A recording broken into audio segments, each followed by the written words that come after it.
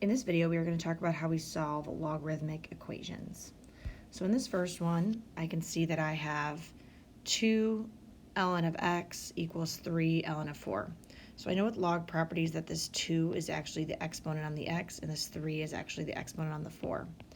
So I know that I'd have ln of x squared equals ln of 4 to the third.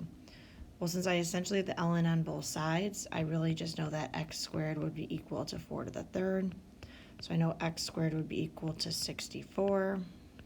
So I know x would be equal to plus or minus 8, but you can't take the log or the natural log of a negative number, so the only solution that's going to work in this case is 8. In number 2, I'm going to want to use some logarithmic properties to combine on my left side. So I have addition, meaning that this is going to change to log base 2 of x times x plus 2 equals log base 2 of x plus 6. So now since I have log base 2 on both sides, I know that x times x plus 2 is going to equal x plus 6. So I'm going to have x squared plus 2x equals x plus 6. So I can see I have a quadratic.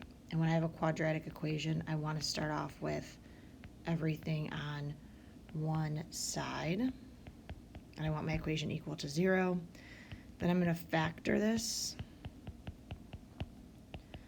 And I'll get a solution of -3 and +2. And again, I can't take the log of a negative number, so my only solution is 2.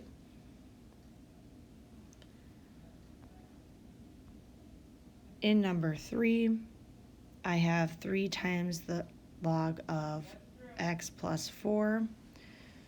So I need to remember that this is technically the same as log base 10 of x plus 4 would equal 6. So the first thing I want to do is get this log alone so I can actually divide this 3 to the other side. Once I have log base 10 of x plus 4 equals 2, I can actually switch this into exponential form because I know that 10 to the second power is going to equal x plus 4. So I'm going to have 100 equals x plus 4.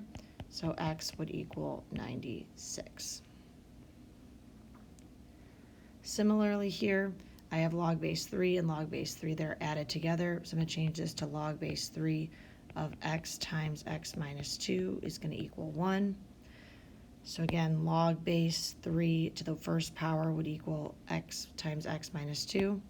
So 3 to the first power would equal x times x minus 2.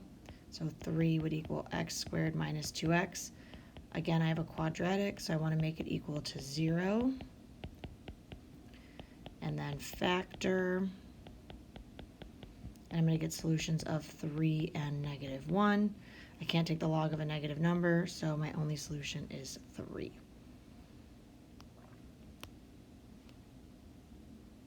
In number 5, I have subtraction.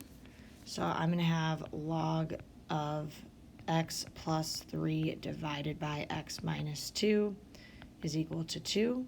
So again, my base here is technically 10, so 10 to the second power is going to equal my rational expression. So there's a couple ways you could solve this. I'm going to rewrite my left side as a fraction, and then I'm going to cross multiply. So I'd have 100 times x minus 2 equals 1 times x plus 3. So I'd have 100x minus 200 equals x plus 3. So I'm going to minus my x and then move my 200 to the other side. So I'm going to have 99x equals 203. So my x is going to equal 203 over 99. All right, in this last one, again, I have subtraction. So I'm going to rewrite this as the natural log of 3x plus 2 over x equals 2. Now, natural log is the same as log base e. So I really have e to the second equals 3x plus 2 over x. So to solve this, I need to get rid of the fraction. So I'm going to multiply both sides by x. And what that'll do is it'll simplify the x on that side. So I'll have x e to the second equals 3x plus 2. So let's move this x to hit this x. I can factor out the x now, and then divide my factor to the other side. So I would have x equals 2 over e squared minus 3.